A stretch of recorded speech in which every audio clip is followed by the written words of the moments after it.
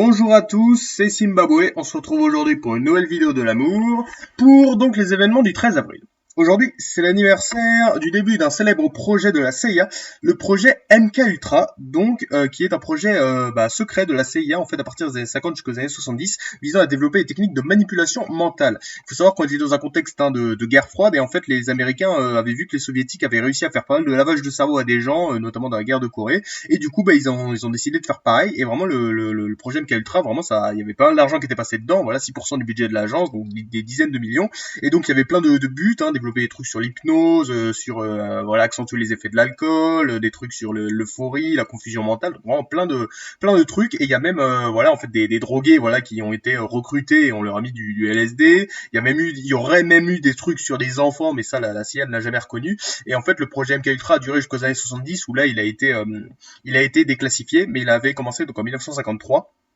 Et il faut savoir en fait que le projet MK Ultra, donc il y a extrêmement un nombre incroyable en fait de théories du complot dessus, des trucs genre Bill Clinton aurait été sous manipulation mentale, ça aurait continué et en fait la CIA arriverait à manipuler les gens, du coup parce qu'en fait il y a plein de documents qui ont été déclassifiés, mais il y a des endroits où en fait il y a du noir qui a été rajouté et du coup évidemment il y a toujours plein de théories, mais en tout cas c'est un célèbre projet qui a vraiment existé, pour le coup il y a vraiment des personnes qui ont été recrutées, qui ont été droguées pour ça, donc à retenir. Aujourd'hui, c'est aussi l'anniversaire de la mort d'un célèbre homme politique tchadien, l'anniversaire de la mort de François Tombalba, donc qui est un célèbre homme politique tchadien, donc qui a mené son pays à l'indépendance, évidemment. Donc il était dans la politique de la France de la 4ème République. Et donc en 1960, donc c'est l'indépendance du Tchad. Donc le Tchad c'est ici, donc c'est au centre de l'Afrique. Voilà, un pays qui a plein de cultures différentes et tout, et un pays qui est plutôt instable. Et donc en fait François Tombalba a dirigé ce pays pendant 14 ans et en fait le problème c'est que il avait pas mal de conflits avec l'armée, notamment parce que l'armée désapprouvait sa politique en Libye. Et du coup qu'est-ce qui se passe? En fait le 13 avril, coup dur pour lui, il se prend un coup d'état et en plus il est tué dans des circonstances plutôt bizarres. Certains parleraient de l'influence de la France, et des services secrets français, mais rien n'est vraiment confirmé.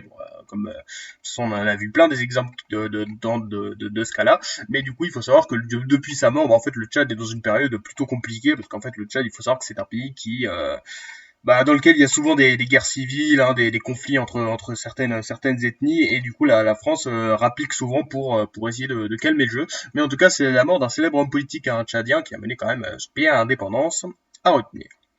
Et aujourd'hui, c'est aussi l'anniversaire d'une célèbre loi française, donc la loi Marthe-Richard, donc de 1946, qui abolit donc la prostitution réglementée en France et donc qui impose la fermeture des maisons closes. Parce que les maisons closes, ça existait depuis pas mal de temps, évidemment, au 19e et au 20e siècle, c'était très populaire. Sauf qu'en fait, avec la Seconde Guerre mondiale, il y a pas mal de maisons closes qui avaient collaboré avec l'occupant, donc c'était un peu chaud. Et donc on avait une députée, Marthe-Richard, qui était d'ailleurs une ancienne prostituée. Enfin, à 16 ans, elle était tombée amoureuse d'un sculpteur qui s'était révélé être un proxénète et du coup elle avait dû faire 50 passes par jour et elle avait attrapé la syphilis, donc pas une très belle histoire. Donc c'est elle qui a lancé ce projet. Donc les maisons closes ont été fermées en France. Il y a aussi la suppression du fichier national de la prostitution, c'est-à-dire qu'on pouvait être fiché par l'État, les prostituées étaient fichées par l'État, et notamment Marthe Richard en faisait partie du coup vu qu'elle avait été prostituée un jour, et du coup donc c'est la fermeture des maisons closes. Après il faut savoir que certaines maisons closes, donc très connues, en fait ont continué à exister, mais dans un truc plus clandestin.